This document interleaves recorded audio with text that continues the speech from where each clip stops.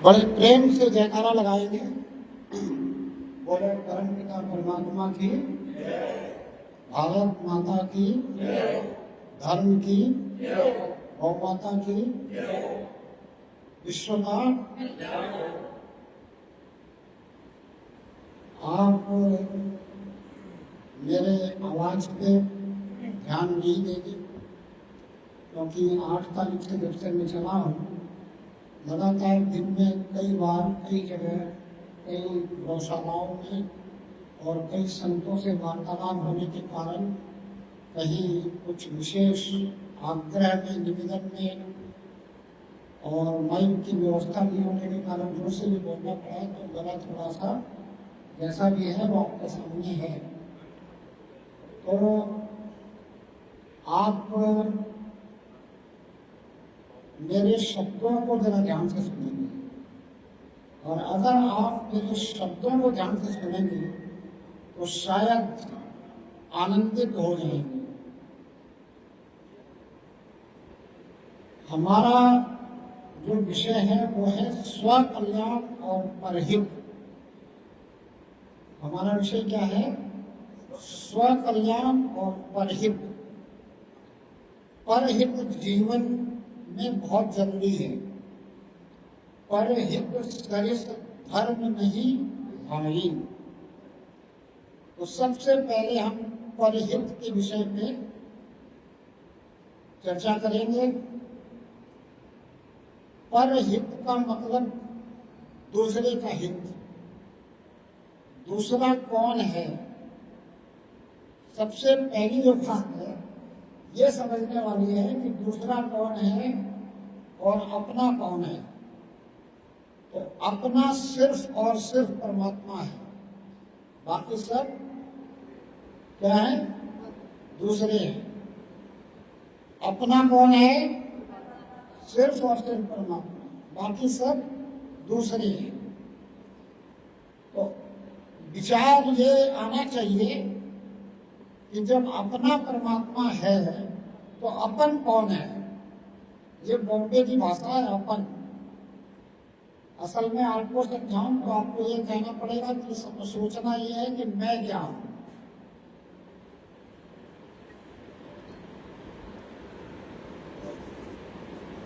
मैं क्या हूं, मैं कैसा हूं, और मेरा परमात्मा है, बाकी सब दूसरे हैं। तो अगर मैं शरीर नहीं हूं तो शरीर भी दूसरा ही है। अगर मैं शरीर नहीं हूं तो शरीर भी दूसरा है। तो शरीर का हित करना भी परहित है।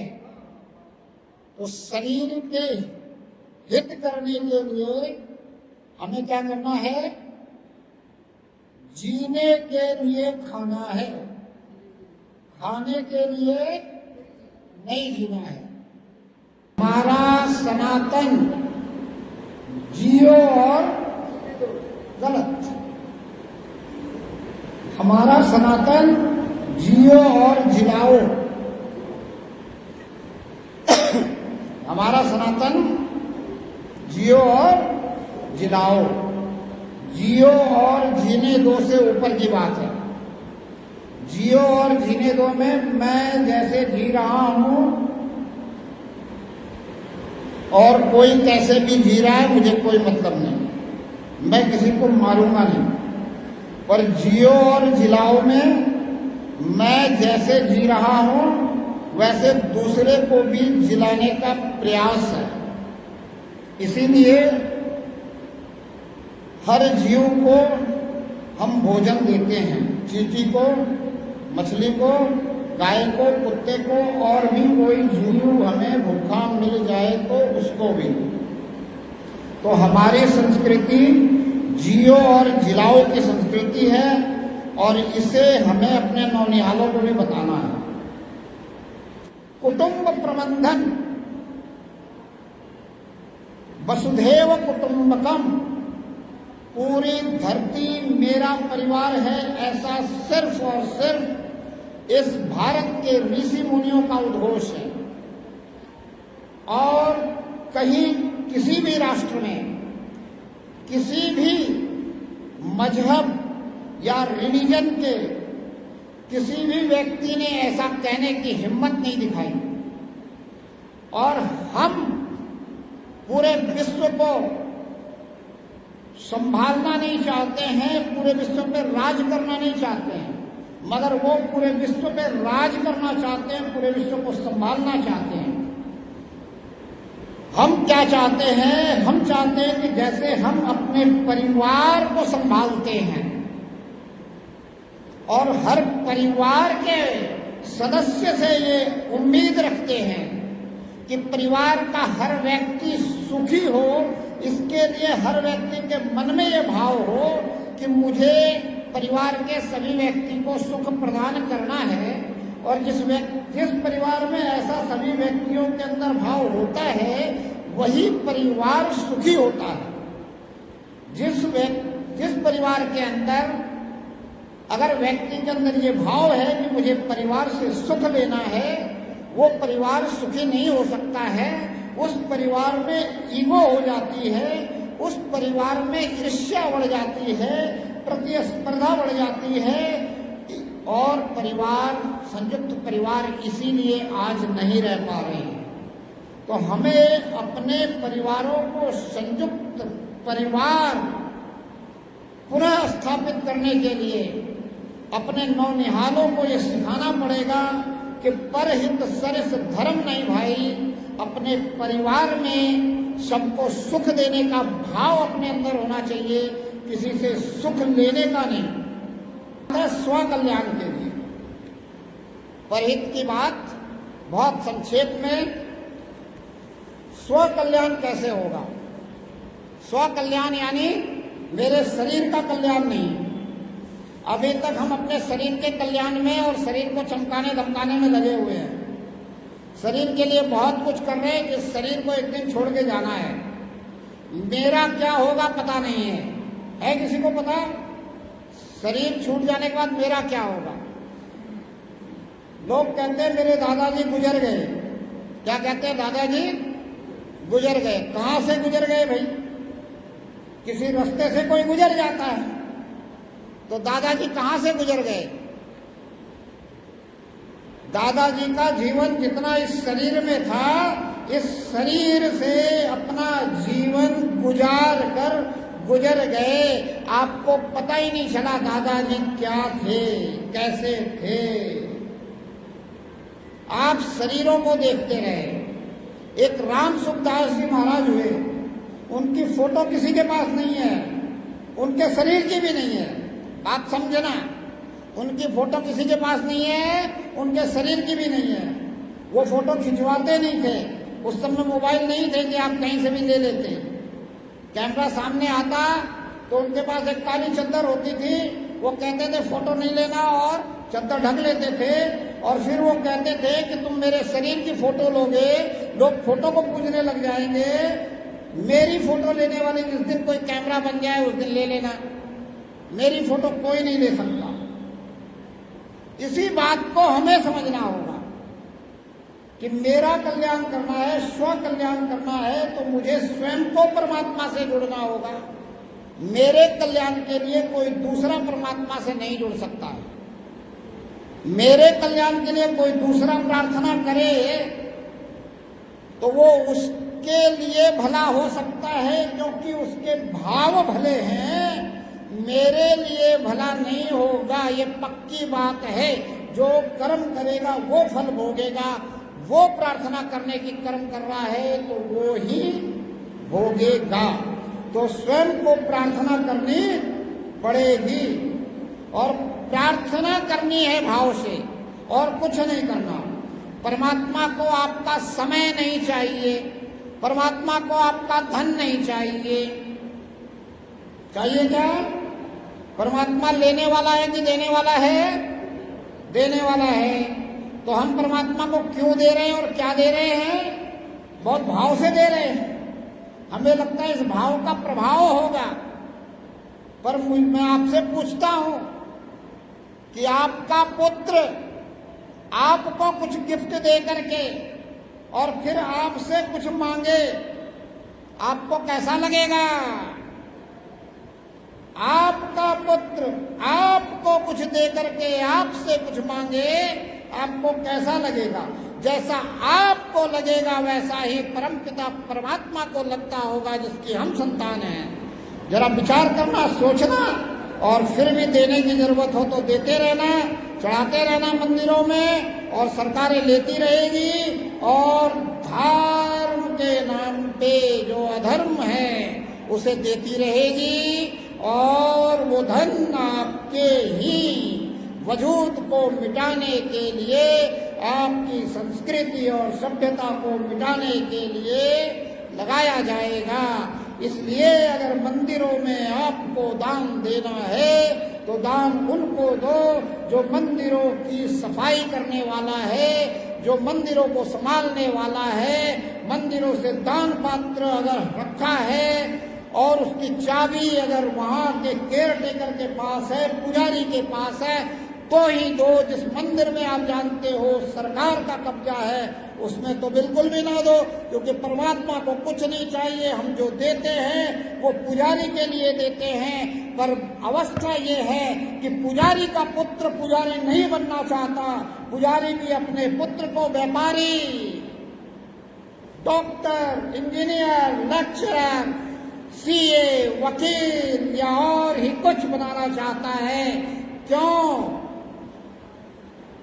क्योंकि पुजारी को ऐसे लगता है कि मैं दीनता में जी रहा हूं। अरे पुजारी की दीनता दूर करो, पर ऐसी जगह मत दो जहां सरकार ले जा करके अधर्मियों को दे रही है धर्म के नाम पर, और वो हमारी सभ्यता, संस्कृति और वजूद को मिटाने में काम आ रहा है। इसलिए सोचना कि परमात्मा को मैं देता हूं तो परमात्मा क्या सोचता होगा, वैसा ही सोचता होगा जैसा मेरा पुत्र मुझे कुछ गिफ्ट दे करके मुझसे गिफ्ट मांगे।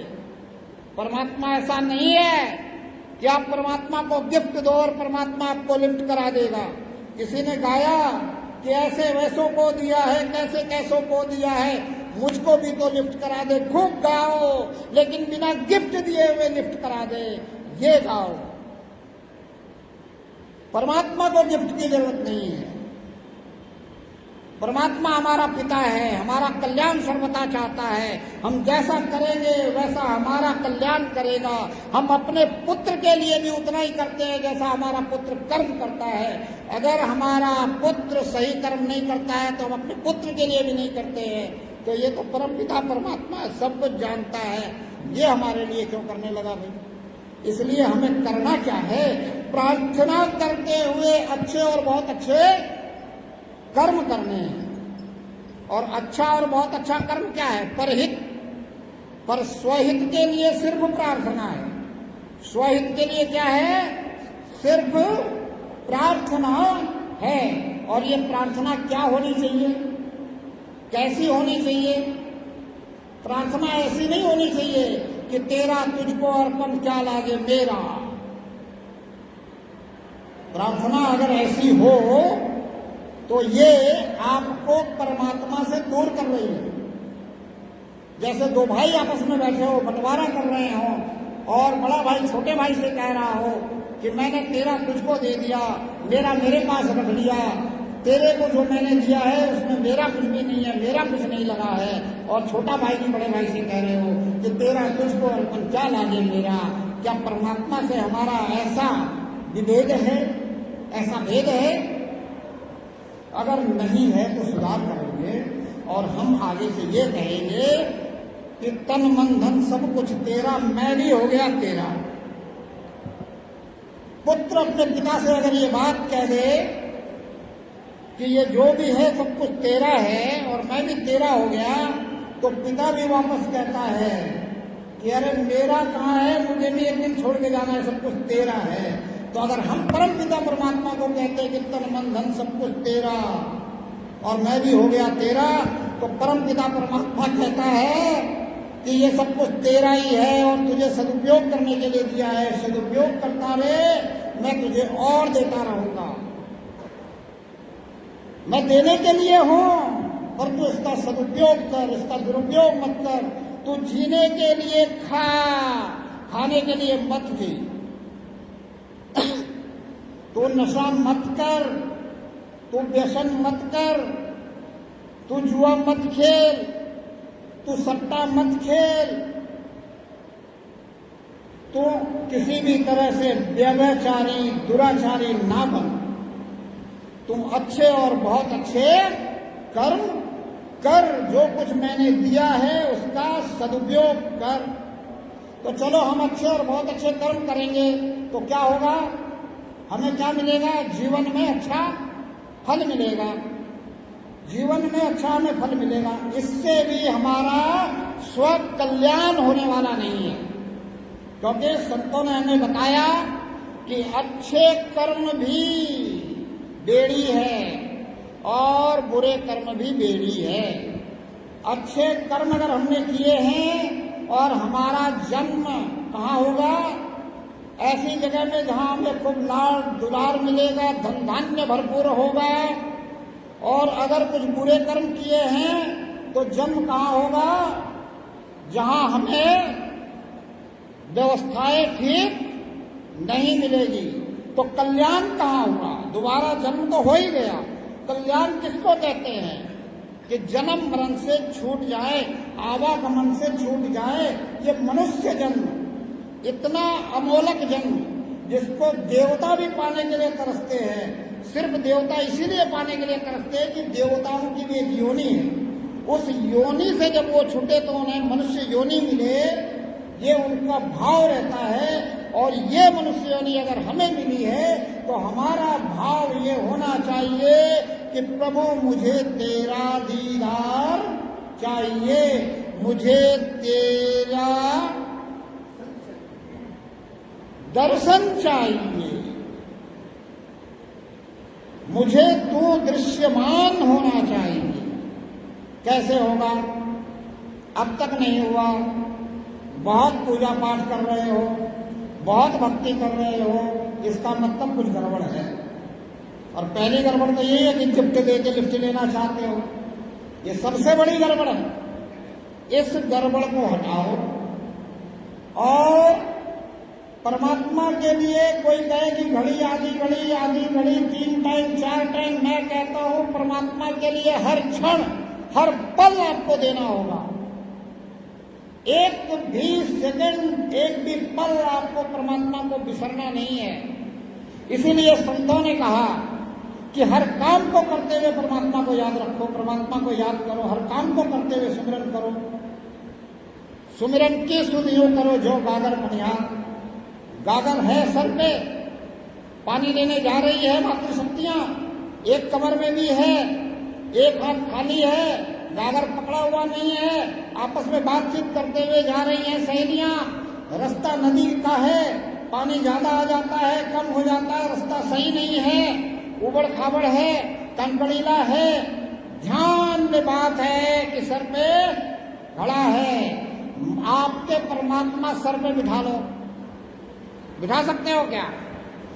हम अपने संतानों को सर पे बिठा लेते हैं, बिठा रखा होगा बहुतों ने, सभी बिठा के रखते हैं, बहुतों ने नहीं, सभी, सबको संतानों से इतना प्रेम होता है कि सर पे बिठा के रखते हैं।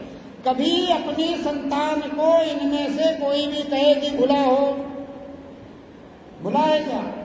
लेकिन किसी को पूछ लो, बोला महाराज जी परमात्मा को याद करने की बहुत कोशिश करते हैं, परमात्मा याद रहता ही नहीं, भूल जाता है, छूट जाता है, काम में लग जाते हैं, भूल जाता है।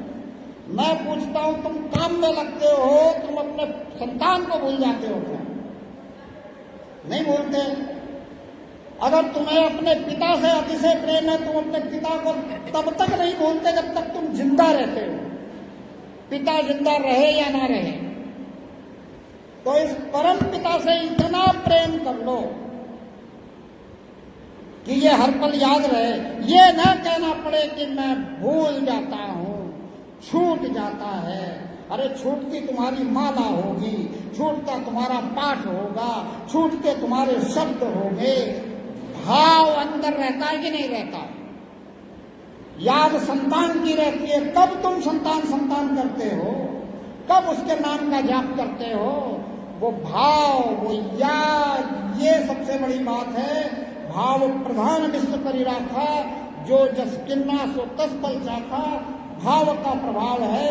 भाव बिन अभाव है, पर फिर भी अंदर अंदर परमात्मा से एक प्रार्थना करनी है। वो मैं आपको बताता हूं कि हे प्रभु मुझे क्षमा कर। क्यों क्षमा कर? क्योंकि जाने अनजाने में भी गलतियां होती हैं, इसलिए क्षमा मांगो परमात्मा से। परमात्मा की शरण में आप नहीं जा सकते, आप परमात्मा के शरणागत नहीं हो सकते, क्योंकि परमात्मा को आप जानते ही नहीं हो, कैसे चले जाओगे?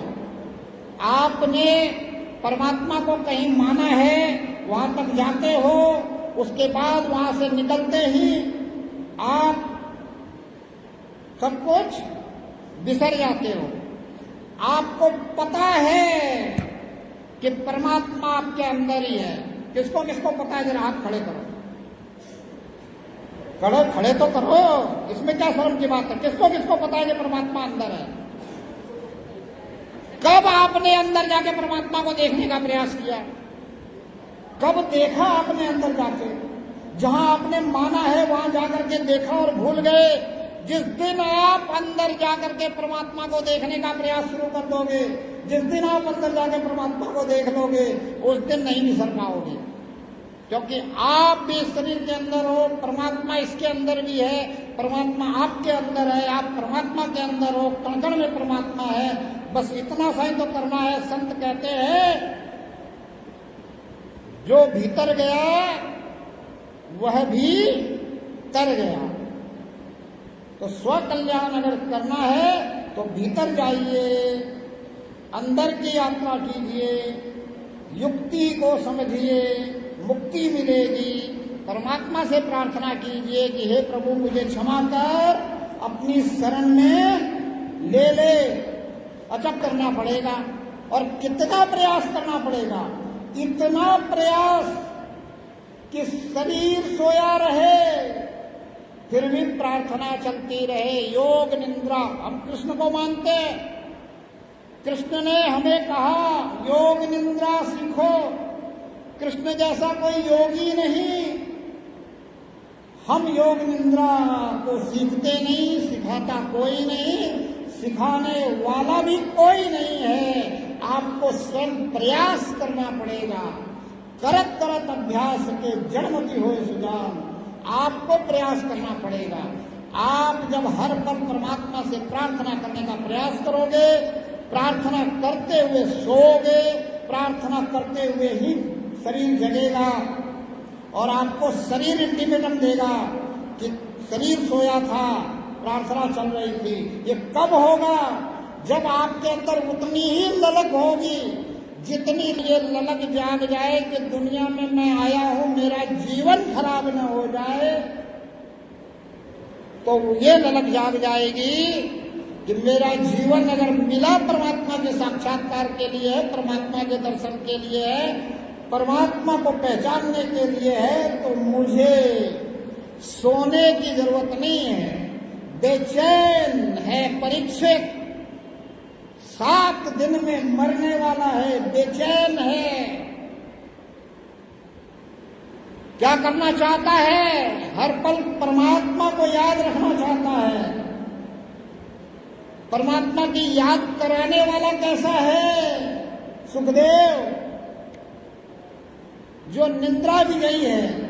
7 दिन परीक्षित को नींद नहीं, परीक्षित को सुनाए जा रहे हैं सुखदेव, वो सुने जा रहा है कथा, और हम 3 घंटे की कथा सुन करके उसमें नाच कर गाकर इंटरटेनमेंट करके सोचते हैं कि हमारा कल्याण हो जाएगा। कदापि नहीं हो सकता। ये बात आप ध्यान में रख लें, और अगर ये बात समझ में आ जाए तो जीवन सफल और सार्थक बनाने के लिए परमात्मा से प्रार्थना करें कि हे प्रभु मुझे क्षमा कर, अपनी शरण में ले ले, जो तू चाहता है वो करवा ले। बहुत हो गई खुदगर्जी, बहुत हो गई मनमर्जी, अब चलने दे तेरी मर्जी। अब इसके आगे आपको दर्शन अगर परमात्मा के चाहिए तो इन आंखों से नहीं होगा, मन की आंखों से भी नहीं होगा। इन आंखों से आप वो देखते हो जो प्रत्यक्ष दिखता है, मन की आंखों से आप वो देखते हो जो आपने इन आंखों से प्रत्यक्ष देखा हुआ है। आप अपने घर के किसी भी कोने में यहाँ बैठे बैठे देख सकते हो। मन की आंखों से आप वो देख सकते हो जो आपने कल्पना की हुई है, जो आप कल्पना कर सकते हो। आज आप यहाँ बैठे बैठे एक बहुत बड़ा बंगला बनाने की कल्पना शुरू कर दो, और उस बंगले में कौन सा रूम कैसे सजाया जाएगा, कहाँ कौन सा रूम होगा, ये जरा कल्पना करके देखो। आंख बंद करते ही पूरा मानचित्र सामने आ जाएगा कि नहीं? तो आप मन की आंखों से कल्पना जो भी करो वो देख सकते हो, पर आप परमात्मा को इन दो आंखों से नहीं देख सकते।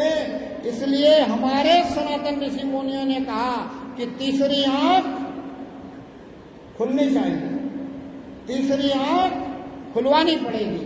कौन खोल सकता है? ये हमारी दो आंखें किसने खोली? परमात्मा ने। तो तीसरी आंख भी परमात्मा ही खोल सकता है। इसलिए इस प्रार्थना में आगे इस कड़ी में हम जोड़ेंगे कि हे प्रभु मुझे क्षमा कर, अपनी शरण में ले ले, और आगे मुझसे वो करवा ले जो तू चाहता है, और मुझे वो दृष्टि दे दे कि तू करवाता हो मुझे दिखता रहे।